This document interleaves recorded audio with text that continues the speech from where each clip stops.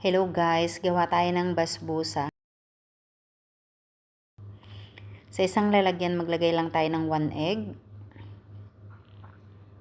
Mix natin. 1 cup of yogurt. 1 cup sugar. 1 cup oil.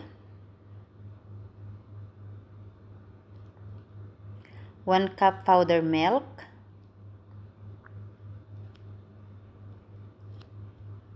1 cup coconut powder.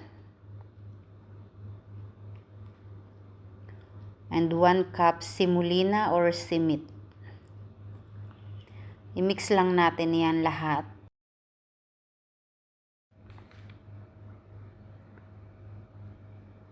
And 1 can cream or gista. Mix ulit natin. 1 spoon vanilla. May vanilla na kami ngayon.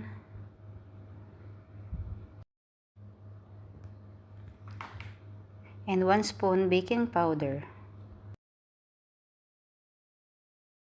Mix lang natin yan. Ayan. Diba, dali lang pag samasamahin mo lang siya. Ayan. Tapos sa isang Pyrex, maglagay tayo ng 1 spoon oil. 1 spoon tahina. Yan, ilagay lang natin siya dyan. I-brush natin siya. Para mas maganda kasi yung ganyan. Ayan, tapos ilagay na natin sa Pyrex lahat.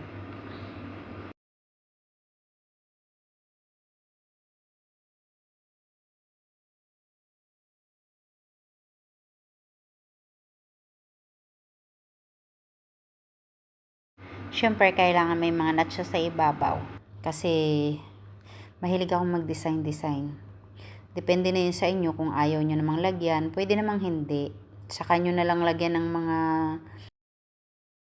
kung gusto nyong lagyan. Kahit anong nuts na gusto nyong ilagay. Ayan, ilagay na natin sa oven. Ayan guys, at habang nag-iintay tayo ng ating nakasalang na maluto, gawan man tayo ng syrup. Ilagay ko na lang dyan sa screen kung paano ginawa. Kasi busy ako kanina, hindi ko na mabidyohan.